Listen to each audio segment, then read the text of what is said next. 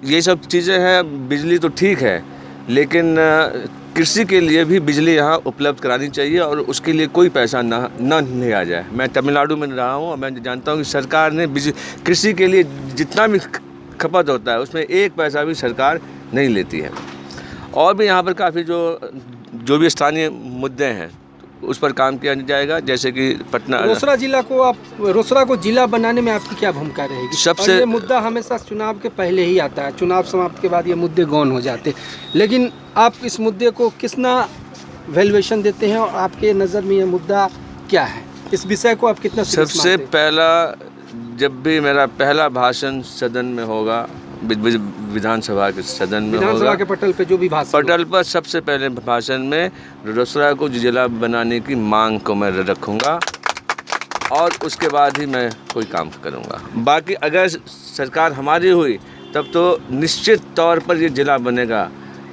एक सब्जेक्ट आता है जिसको राजनीतिक पार्टियों के नेता हमेशा अपने मंच से कहते हैं, और वो सवाल मैं आपसे भी पूछूंगा। रोजगार और पलायन ये मजाक बन चुका है, तो आप इसको किस एंगल से देखते हैं? और एज ए विधायक, क्योंकि आप पढ़े लिखे हैं, बुद्धिजीवी हैं और प्रशासनिक पद पे रह चुके हैं, तो रोजगार के साथ पलायन और यहाँ के नौजवानों को यहीं पे रोजगार उपलब्धता, इसमें आपका क्या प्रयास रहेगा? देखिए, ऐसा है कि अगर आप समस्तीपुर के हैं तो क्या है वो जगह, एक जगह है समस्तीपुर से 15 किलोमीटर नहीं, मुक्तापुर के आगे उजियारपुर में आता है वो। वहाँ एक टेक्नोक्रेट जो कि पहले कर्नाटका में काम करता था, वो वहाँ से आया, उसने अपने गांव में अगरबत्ती बनाने का फैक्ट्री चालू किया है, मोरंग के नाम से।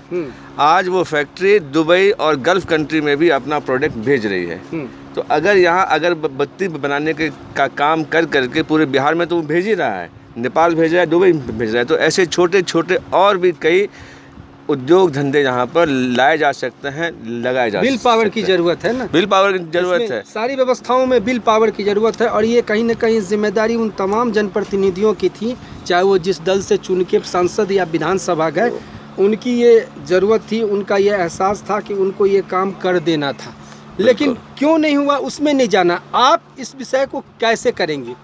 ये मुद्दा है इस विषय। मैंने कहा नहीं कि अगर उद्योग धंधे यहाँ पर लाएं, ऐसा नहीं है कि बड़ी बड़ी फैक्ट्रीज आ जाएं। अगर वो आदमी, एक इंजीनियर अपने गांव में 150 आदमी को उसने नौकरी दे रखा है, अगर एक गांव में अगर आप 150 आदमी का पलायन रोक सकते हैं, तो आप एक पंचायत में 500 आदमी का पलायन क्यों नहीं रोक सकते हैं? ज़रूरत है कि यहाँ पर छोटे छोटे उद्योग लगाए जाएं, और ज़रूरी है नहीं कि वो सरकारी लगाए, प्राइवेट भी लगाया जा सकता है।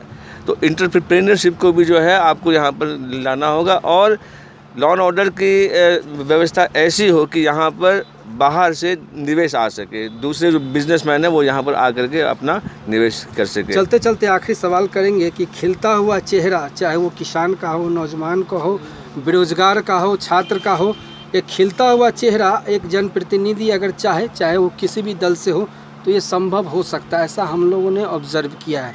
तो आपसे काफ़ी उम्मीद है, यहाँ के मतदाताओं की बहुत ज़्यादा उम्मीद है, खास करके हम लोगों को भी बहुत उम्मीद है, भले आप किसी भी दल से हो, ये सब्जेक्ट नहीं रखता है, तो आप ये मुस्कुराता हुआ चेहरा वापस दिलाने का काम करेंगे? बिल्कुल, चाहे वो किसी भी सेक्टर में हो, महिला हो, बिल्कुल करूँगा। इनफैक्ट कि जब मेरा एक जो है टैग लाइन था कि खाकी से खादी तक, खादी तक, लेकिन उसमें एक लाइन मैं और जोड़ूंगा, क्योंकि मैंने जब बचपन में 7th 8th में था तो मैंने गांव में खेती भी कराई है, तो मेरा अब ये टैग लाइन है कि खेत से खाकी, खाकी से खादी। चलिए, शुभेच्छा है, शुभकामना है, यहाँ के मतदाताओं के आशीर्वाद से पहुँचते हैं, तो जो बात आपने रखी है उस पर अमल करेंगे और रोसड़ा एक नई व्यवस्था में दिखेगा, और भारत के नक्शे पे, और पुराना वाला रोसड़ा नहीं, नया वाला रोसड़ा होगा। बिल्कुल। बहुत बहुत धन्यवाद। आपका भी बहुत बहुत धन्यवाद।